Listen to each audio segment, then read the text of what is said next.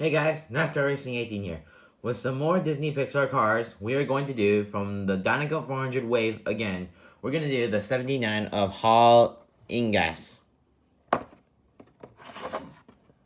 On the back, there are more racers.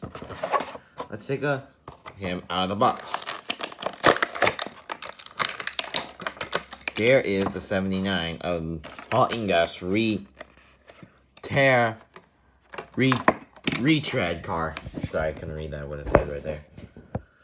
So here he is. He's the number 79 retread car. Well, technically he was not in Cars 3 because his sponsor unfortunately got pulled out and was either replaced by.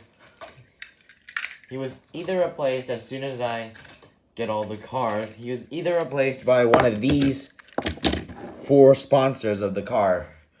Because they were some of the new sponsors. So here's 79. He is more of a purple car with some red, like dark purple, light purple. It has purple bearings in them. The wheels. And that's about it. Well guys, thanks for watching this episode and more will be out soon. Thanks for watching.